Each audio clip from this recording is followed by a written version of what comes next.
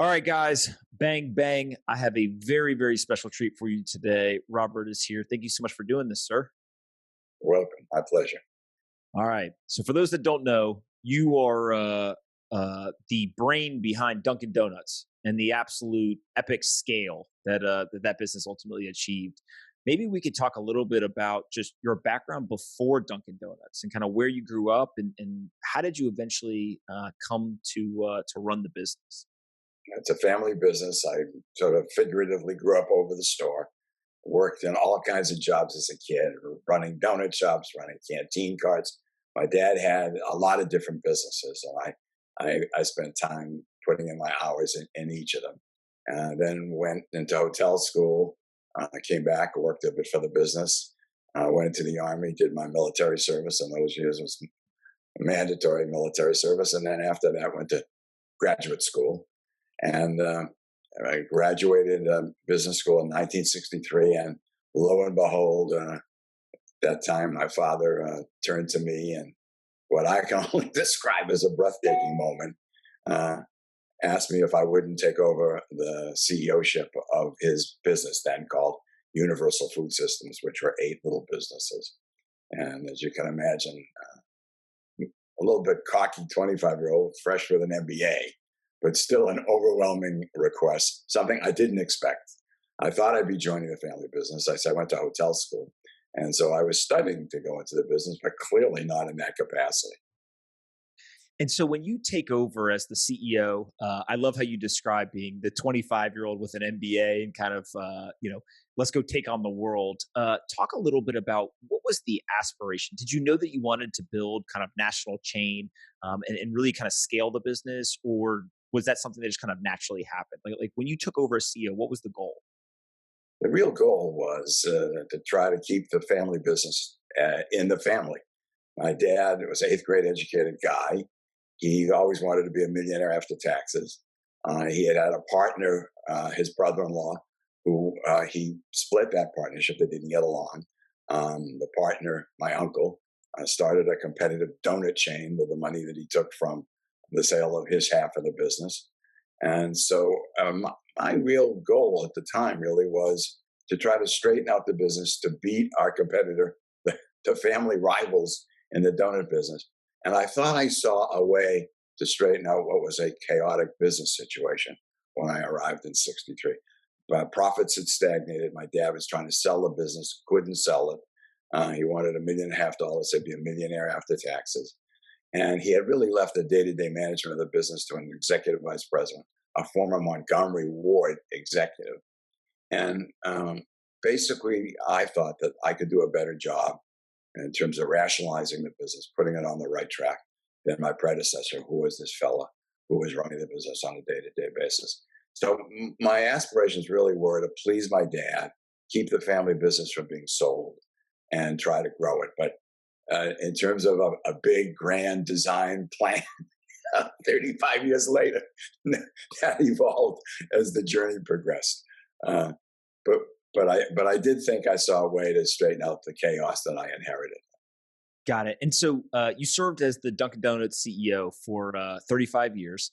Talk a little bit just today as you look back and reflect. It has become one of the largest, most nationally scaled chains. What are some of the lessons learned or takeaways that you had from that 35-year journey? Right, there's so many stories in there. There's so many different things that you probably remember. But what are the big kind of takeaways if you had to summarize it?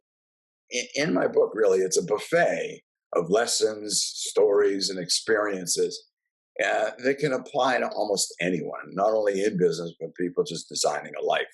So it depends upon where an individual might be. My own personal experience is that when I read a book, attend a seminar, even have conversations with colleagues, which were really my big teaching moments, encountering a problem, I often found that I come away with maybe 2, 3 possible nuggets, and almost always were those things that I was wrestling with at the moment that I began a search for an answer by attending the seminar, by reading the book. And so much so is true in the case of the book that I read. So, for example, if you're an emerging entrepreneur, I think the lessons about the opportunities that exist within the franchise system, I think, can be illuminating.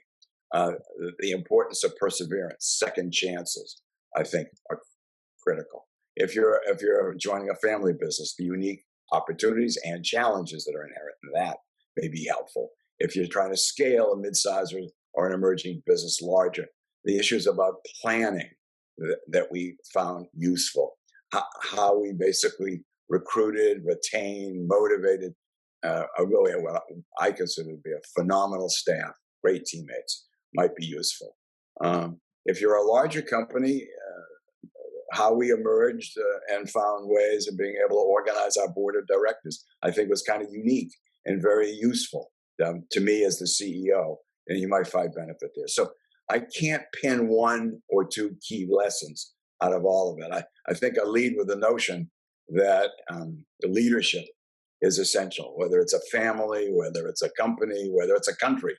If the leadership is faulty, if the character of the leader is wanting, then almost all that follows will be a problem. And the only way it changes, you can't change it sort of from the middle. You can't change it from the bottom. The only way you can really change it is if the leader changes. And so that's a critical lesson. And the functions of what a CEO does, the four critical functions that I found that I had to focus on that I hope will be useful to others and add value to other executives. Absolutely. So you wrote this book. The title is Around the Corner to Around the World, a dozen lessons of I learned running Dunkin' Donuts. And it literally is packed with all kinds of different things. I think one of the pieces that is so interesting to me personally is not only did you scale what was a family business into this large national chain, but you also were consistently tapped for your experience and knowledge. So you sat on the boards of Domino's and Sonic and kind of these other types of businesses. And as you think back, how much of what you were learning as an operator at Dunkin' Donuts gave you the ability to kind of be a good board member, be a good sounding board and governor of those other businesses, right? Were there a lot of kind of common lessons and common challenges and obstacles that each of these businesses were going through? Or did you find that even though they were kind of in the food services space, these other businesses actually had different challenges and different things that they dealt with than what you were dealing with as the operator seat at Dunkin'? Well, 35 years is a long run, and it gave me an opportunity to make a lot of mistakes. And so those setbacks and successes, I think, were helpful as I served on other boards. And basically, I was a believer that stuck to my knitting, to things I knew. So I only served on boards that were either chain operators, small box retailers, I call them. They either utilize franchise as a method of distribution, and it could have been in the automotive industry, or it could have been in the food service industry. And I did find that on a board that there is an advantage to having an operator alongside other types, people who understand governance, people who understand maybe international marketing, what other issues that business may be facing, I think comprise an effective board. But having a practitioner, someone who's been there, done that's been helpful. And the answer to your question is yes. I found my experiences were extraordinarily helpful. For example, I was on one board where we owned Cotman, a muffler repair, not muffler repair, but the transmission repair business. And we bought Amco. Well, I had experience in buying my competitor, Mr. Donut, and rebadging them to Dunkin'. So that kind of experience could have been very, very useful to us as Cotman as we bought Amco and merged the two brands together and began to rebadge the stores under one brand. So there were lots and lots of experiences that I think I brought from one business even to the automotive aftermarket repair business that were useful. Absolutely. And so obviously a lot of what you've kind of learned and I think built your career on was finding the best people, right? And kind of just whether it was other board members, executives, franchisees, just people. When you thought about people, how much of this was trying to find kind of talent that was impressive, but did not yet have kind of years and years of experience doing something, and so they could kind of grow into the role, versus you wanted to go find people who had already done the job, let's say at another company or on a bigger scale? Like, were you hiring for experience, or were you more focused on hiring for kind of potential and competence? There were three things that I utilized, really the company utilized. The first was a real crisp understanding of the assignment we wanted someone to fill. And the better you define the assignment, the more likely you are to find a candidate to come fulfill that assignment. So I've spent a lot of time thinking about what is it exactly, where are we, what do we need filled in that job? So it's a definition of a job. The second philosophy or principle that we sort of followed was that we weren't looking for someone who was effective or knowledgeable in all things. We were a team culture. We relied on the complementarity of the skills in the team. And it was no big, including myself, no big admission not to be good at everything. Certain things we were thrown to be better at and not so good at others. And the whole notion was to have in the team the complementarity of skills that would support and lift each other up. So long as you had mutual respect, no backbiting, which was not allowed in our culture. We basically wouldn't put up with that. And the third thing was fit, and you had to fit the culture. And the culture in our case was, a teamwork, aspirations. We liked to win. Winning was a part of us. I just in our DNA. So whenever we sort of achieved one objective, we set more lofty objectives to spur us forward. We kept changing all the time and kept growing. So I would say those were the three sort of principles that we utilized. In some cases, it didn't require a lot of prior knowledge and back to just the fit and the complementarity of the personalities might have been enough, depending on the assignment. Yeah, it's really interesting how you obviously did this for so long. You know exactly what you were looking for, and I think that that's a key piece to this. Is if you just go out and say, "Hey, we want to hire somebody," you obviously can make all kinds of mistakes. But when you say we specifically want to hire somebody based on these three criteria, that focus seems to drastically increase the probability that you do it the right way, right? Agree. Absolutely agree. Yeah. Today's environment in both the public and private markets could be described as frothy, if I was to be kind. And there's all kinds of kind of craziness, and people are kind of scratching their head as to what's going on. You've got experience with public and private companies.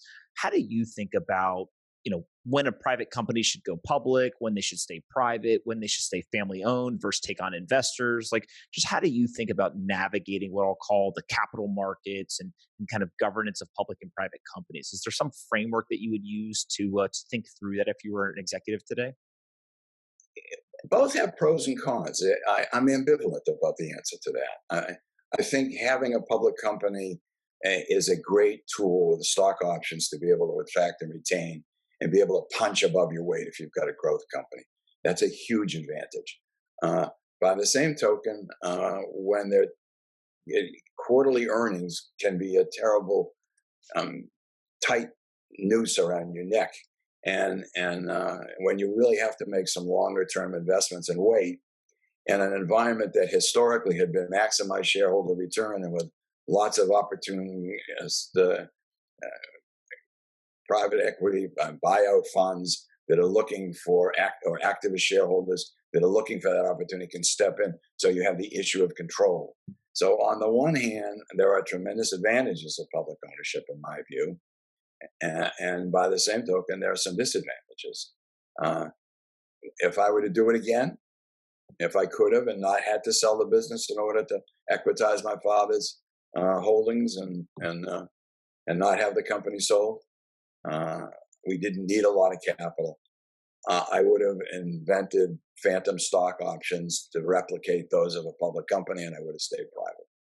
Yeah, and it's really interesting, I think, today too, when the equation almost changes, or the evaluation, when the public markets will just be so disjointed, it seems like, from kind of traditional multiples and things like that. It's almost as if the financial incentive becomes greater for people to get into the public market. But I recently had a gentleman on. He's been a CEO of a company for it's publicly traded for 22 years. And what he said to me was, once you're in the public markets, it's really hard to go back. You can go back, but you're pretty much a public company, and so you have to understand it's not just about the short term decision making. You're completely changing the way that you're going to govern this business and kind of make decisions. And do you want to sign up for that or In my case, I broke the 35 years into 6 distinct eras. The first 5 years, we were magical. We made little mistakes. We moved from success to success. The second 5 years, once we were a publicly owned company, that success became a terrible impediment to future success. We were growing the first 5 years at 50% compounded. I basically changed the mission and objectives now as a public company to try to maintain that frothy price. We were trading at 60, 70 times earnings. We were back in the late 60s,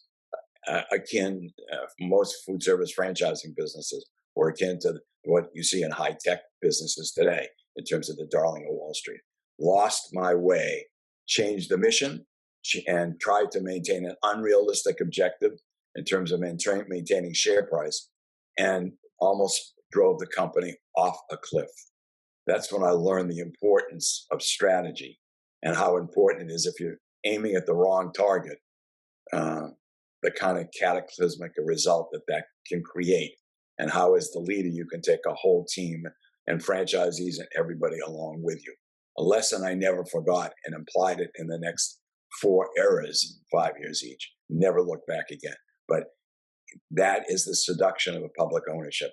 It was hard to put a wise head on a 30-year-old body that had enjoyed an immense amount of success. It was a real problem. I got fired, had to talk my way back in. We had realized the error of our ways. And I said, give me another quarter. And the board luckily did. But we had to learn a lesson. It was a tough lesson, a tough 5 years. Yeah. What's so interesting is now, after having done for 35 years and kind of had the benefit of hindsight, you're very rational about being a 30-year-old who had a bunch of success, and as a 32-year-old, you always kind of remind yourself like, yeah, I probably am acting arrogant compared to my future self, right? I will look back and be like, I knew nothing. Talk through a little bit, like, what did you do in the moment to try to surround yourself with maybe people who were older or who had more experience, or could kind of help you understand the things that you didn't know? Were there specific things you did, or was it literally just trial by fire and I'm going to show up to work every day and I got to figure this out, one way or the other? It goes back a little bit to what I was saying. Sometimes when you're in the midst of a problem, when you read and you get counsel and go to seminars, the nugget or the issue that you're wrestling with might come to you. I remember vividly sitting in my wing chair in my living room reading David Halberstam's Best and Brightest, which was his review of the Kennedy and Johnson administration's administration of the Vietnamese War. And what he maintained in his book was, although the administration was comprised of the best and brightest, most well-educated people that our country had to provide, they were basically basing their numbers on FAR reports, body counts, never going into the hamlets and the villages where the war was being waged to really find out what was going to happen. They suffered from what Halberstam called hubris, arrogance. And I sat in that chair and said, oh my God, he could just as well be talking about me. And we convened, talked about it, began to set up processes, planning processes, reinvigorated our board, made sure that there were people, wise heads that were able to be able to test whether or not I had mission creep, whether my objectives were appropriate or not, a better trial, a better group of people to be able to manage major strategic decisions. So it occurred as a result of a lightning strike from a book. But then we began to set processes and policies in place to ensure that we didn't do that again. In fact, when we sat down and we discussed it as a management team, we decided that each of us would go into the field and each year visit 100 locations, talk directly to franchise owners, travel with district managers, get a feel. We also decided we would work one day waiting on customers in the store, so that we would have not only the notion of being responsible for strategy and organization and communication, all the things that senior managers do, but we make sure that we were in touch with frontline people who really ran the business on a day-to-day basis. And we created an advisory council of elected representatives to meet with us, where we had clear objectives that guided us, like store profitability growth, that would ensure that we would continually improve the system, and that people got buy-in. And it was wonderful. We went and apologized for the oversights of a bad strategy before. We took full responsibility, not 50-50, 100-0. Wouldn't blame leadership if problems occurred. Take full responsibility. Wouldn't blame our teammates if problems occurred. Leadership would take 100% of the responsibility. So, a lot of learning comes from making mistakes, and that was the case. And my talking personally about myself, that was a clear learning point for me. Absolutely. When I hear you talk and understand that you were in the military, a lot of what you're talking about is leadership lessons that were also taught in the military. How important do you think it was, that experience and kind of preparing you to run a business and kind of have the success that you did? Partly, it came from a lot of different influences. I was an enlisted man, but in those days when you took basic training, I began as a squad leader, and then advanced individual training, I was a platoon leader. So I was responsible for my men getting ready for guard duty and KP, getting them to class on time, ensuring that they were there when they were asking for extra leave on weekends with the captain of the company. So it helped me understand the importance of taking care of my team. I think other lessons really can't. A lot of my lessons in terms of what a CEO does actually came out of business school. My second year of business school, we took strategy courses. That was how I got the instinct about what I saw was a faulty strategy that existed in the business. It was far too much experimentation and not enough exploitation of the diamond in the rough that they had within their midst. So that was a lot of help came then. So, and it came from all different sources. Basically, as I look back, it really was a lot of different things that helped me. And mostly, if I had to say what was the most important element of it, was what I learned from my colleagues. I had exceptional teammates. And there's a book that really touched me by Michael Eisner, of all people, who talked about working together and the beauty of, if you look behind you, lift the curtain in most enterprises, and in life too, in families. You won't find one person on a white horse that comes in and saves the day. What you generally find is a couple of people at least who love each other, respect each other, are not vying and competitive with each other, that are there to support and complement each other. And that was the case with our team. Now, I had a team partner, a guy by the name of Tom Schwartz, for 20 years, who was almost my, we weren't fit legally business partners, but my COO, who had come up through the ranks, a guy who graduated business school a year after me, who was essential. The business wouldn't have been the same business without him. And I think if you pull the curtain behind a lot of institutions, a lot of families, and a lot of businesses, you'll generally find that symbiotic relationship exists and elsewhere. So I learned a lot from my teammates. They really were an exceptional group of people. We were together for a long time, and I owe them a great deal. Yeah, that's amazing. One of the things that you guys did very, very well was you kind of continued to reinvent what was on the menu and kind of innovate and keep pushing forward in terms of the offerings that you had. There's things like the munchkins or the culottes and all this stuff. Talk a little bit about just what was the process internally? How intentional is it versus kind of serendipitous in terms of creating these new products and really scaling them to a national organization so that you can remain fresh and kind of at the top of mind for consumers? Early on, it was serendipitous. The introduction of Jumbo Java, which moved from a 6-ounce to-go cup of coffee to a 10-ounce cup of coffee, came from a competitor or a marketing head I hired from a competitor. Munchkins was an idea that surfaced from our Hartford franchise owners, a lady by the name of Edna Demery, the wife of our franchise owner, Bob Demery. She created Munchkins. But later on, it became very sophisticated and very process-oriented. Basically, we had a first-rate marketing department. We had product managers for bakery, beverage, and donut categories. Their job was to continually search the marketplace, the competition, the consumer. We took ideas every which way. We ballot tested them.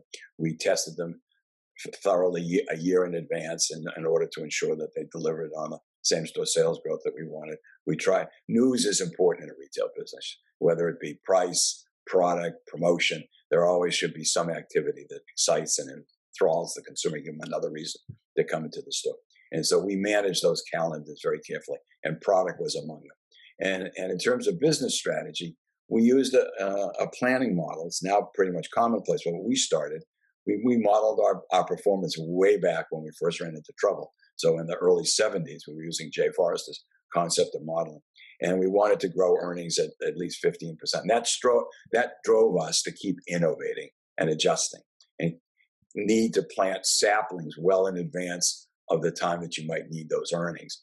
And those that worked out well, we'd water them and make sure that they grew. And those that didn't work out so well, we'd stop.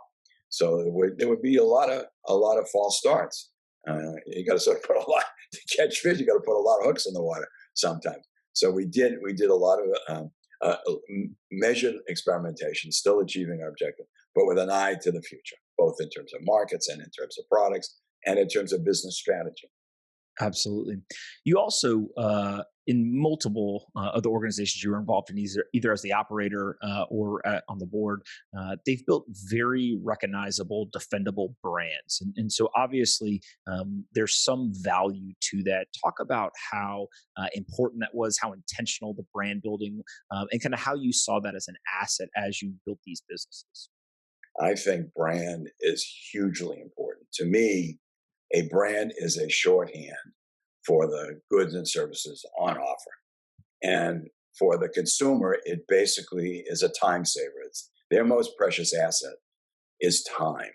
And it allows someone, when you have a well-identified brand that consistently delivers, it shorthands and saves the consumer time. That is a valuable benefit to the consumer. And so, for example, when we were building our chain out, we did not go where we got an interest from a prospective franchisee to grow in Cheyenne, Wyoming. We were very intentional in terms of building distribution in a market to build brand. We weren't so aware of its value until we actually bought the Mr. Donut chain and rebadged it. Then we were among very few who were in a position to really measure brand. So in New England, where the Dunkin' brand was much stronger than the Mr. brand, same store, same operator, a minor remodeling, a change from the Mr. sign to the Dunkin' sign, sales went up 40%. Let me repeat that, 40% value of a brand. In markets where we had similar distribution, some places in Pennsylvania, sales went up 12%. In those markets where Dunkin' had no presence and no history, no brand recognition, and Mr. had some like Toronto, they had 10 or 15 stores, we had none. When we rebadged one of the first or second store, sales went down 10%. So I could say in our case, if you want to know what the value of a brand was, in those days, if the average sales of a store were $500,000 or $600,000, they're now close to $1 million, but maybe even more. But a value of a brand can be worth hundreds of thousands of dollars to a store. Yeah, and really, what's so interesting about that is why do you think that? Is it because there's a trust with the brand, and especially in kind of the food services retail chain business, they kind of know what they're going to get when they walk in, and so there's this promise of consistency and kind of value, or is it something else as to why the brand was so powerful when you would go into markets? Trust is important in every relationship. It's essential.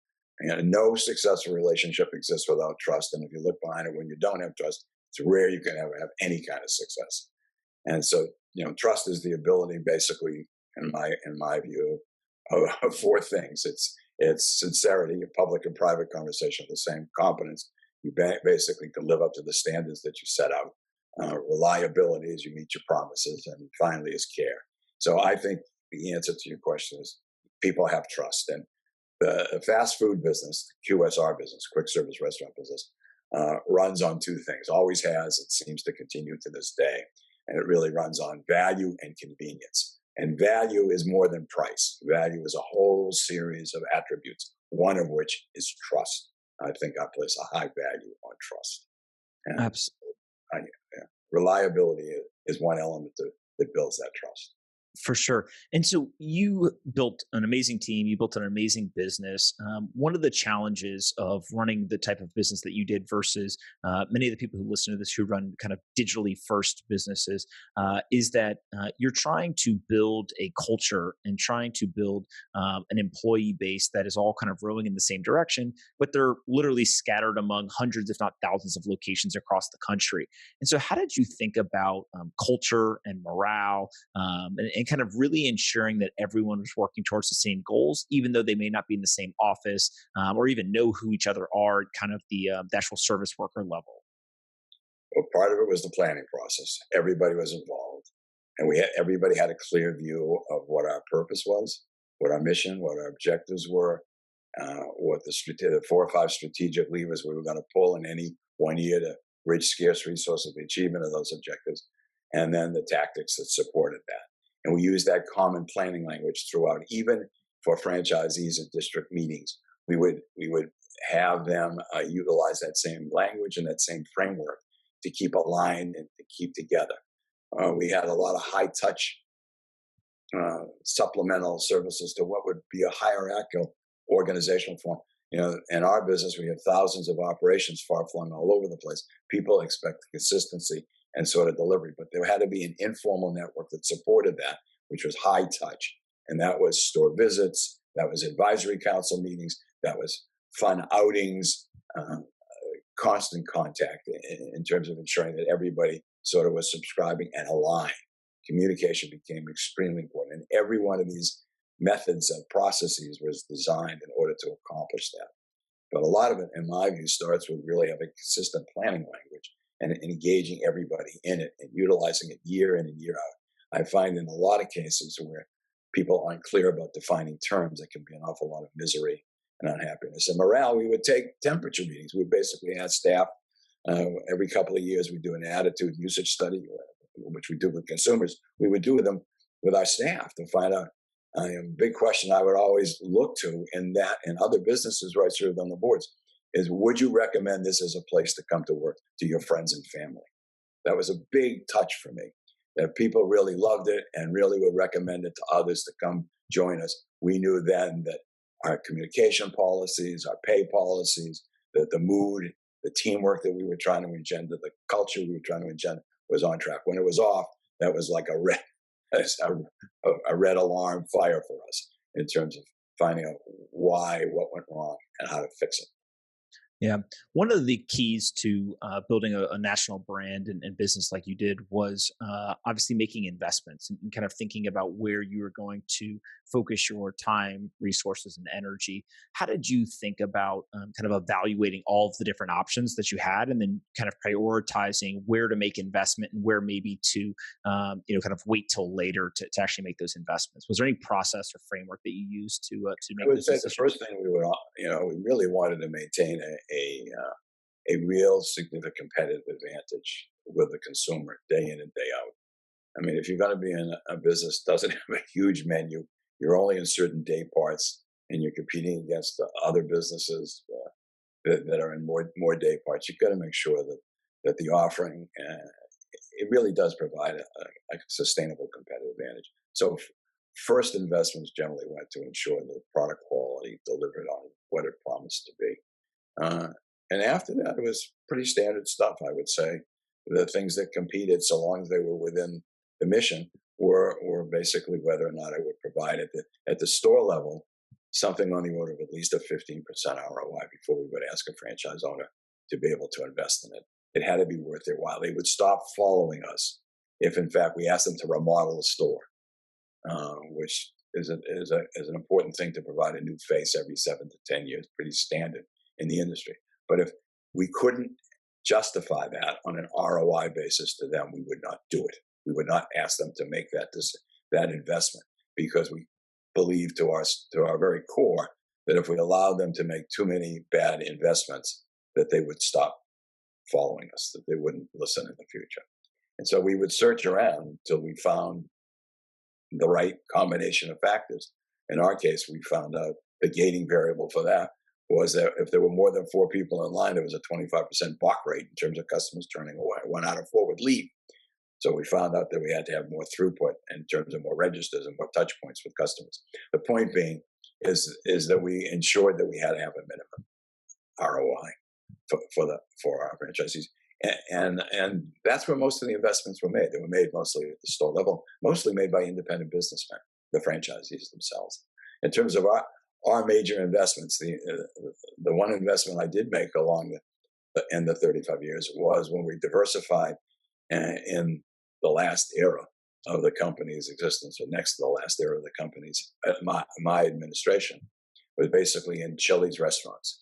And there we had found that same-store sales was slipping in the fast food area as the baby boomers were aging and they were moving to casual dining operations.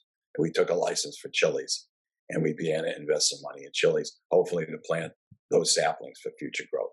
As it turned out, events worked out, so I had to sell that business.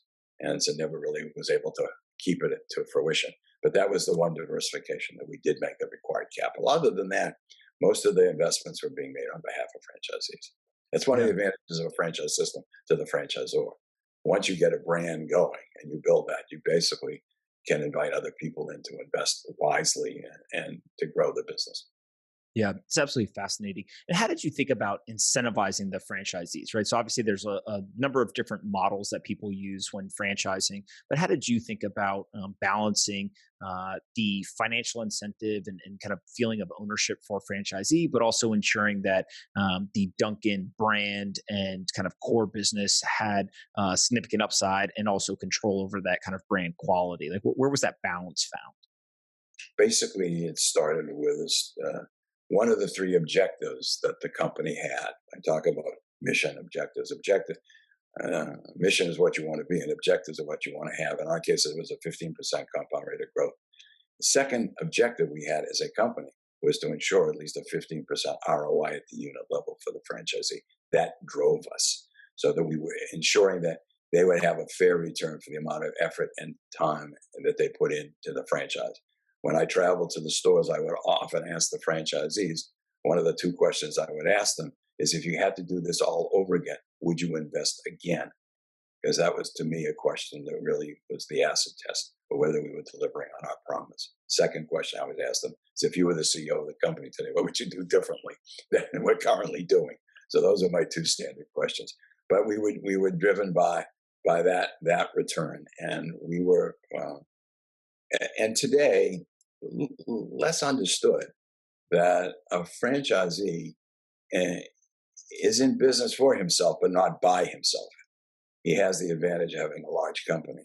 And when we changed the way we went to market, away from manufacturing product in each and every store to sometimes doing that and more often moving out of commissaries and less space and broad distribution, began to franchise not a store, but a territory, the ROIs went up dramatically, as did the rate of growth go up. So Dunkin' Donuts franchisees initially started as mom and pop operations, provided a wonderful standard of living, an improvement of standard of living to hundreds of families that wouldn't have existed without us. As we changed the business over time, it became a lot more than that. Now there are enterprises of franchisees that run into the hundreds of stores and net worths that are in the tens of millions of dollars as franchisees. Most people don't realize the tremendous wealth potential that a franchise can offer. When people consider entrepreneurship, this is something they should really give a look at. Today, in a lot of communities, the pillars of those communities could be automobile dealers, John Deere dealerships, Dunkin' Donuts franchise owners in a community. It's amazing what from little acorns these wonderful oaks have grown. And so we were very mindful of that kind of opportunity. And everything that we kept doing was designed not only to thrill the customer, but also to ensure that that franchisee who was delivering day in and day out, who was the backbone of the business, was getting a fair return and an opportunity to really build an enterprise and an empire. Absolutely. No, that's fantastic. I highly suggest everyone go get this book. It is called Around the Corner to Around the World, A Dozen Lessons I Learned Running Dunkin' Donuts. Robert, you are fantastic and a wealth of knowledge. Before I let you go, I ask everybody the same two questions, and then you'll get to ask me one to finish up. The first one is, what is the most important book that you ever read in your career? Well, I would go back to say Halberstam, the book, because of the influence it had on me. And it's a lesson I never learned. You need humility. You got to stay open, and you got to stay. But there's so many. I mean, and the appendix to my book, I think I list 20 books that maybe have made an impact and influenced me. Chris Zook, guy that's a partner, I think, at Bain, wrote Expand from the Core, really about don't change your mission too quickly. Be very thoughtful about it. But there are a number of terrific books, all of which I've listed in the back of the book that have influenced me, that I've found useful over time. Awesome. The second question is a new one for listeners. I used to ask people if they believed in aliens, and I got tired of hearing everyone tell me yes. So I'm going to try a new one, which is who is your business hero? Who's somebody that you look up to and think, that you tried to emulate throughout your career? The guy that I look at mostly now, I think, is Bill Gates. I'm impressed by his thinking, his values, his character, what he and his wife Melinda have done together as a team in terms of helping society and helping mankind. I think I aspire to some of the things that I see him as both as a bright young businessman did. I admire this generation of tech leadership. They are so much more sophisticated and on target than I was at 30. I admire a lot of them. But of all of them, I think he's now middle-aged. But I think Bill Gates probably is one of the better models for people to follow. You can't go wrong with picking him for that answer, for sure. You could ask me one question to end this. What one question do you have for me? What part of this resonated with you? Which the topic? I noticed that you were making notes when we were talking about organization. Which part most resonated with you? What did you take away from this conversation? I tend to think that it's the simplest piece of advice because everyone knows that it's true, but it's very easy to forget. It's actually about leadership. It's just the person who is the leader. In every organization, there might be many people involved that, they're all kind of working as a team, but ultimately there is one person who is going to take responsibility when things go wrong, and then hopefully shower all of the praise on everyone else when things go right. But whoever that person is, you go the way of the leader. Right. And I think that people easily forget that because there's so much complexity in business and things can get much more kind of nuanced. But at the end of the day, if you have good leadership, then you can usually figure out the problems and figure out a way to thrive. You got that right. You take the pain when things go wrong, share the rewards and the glory when things go right. Absolutely, sir. Listen, thank you so much for doing this. This was fantastic. I think people are really going to love it. Thanks, Bob. Thank you very much.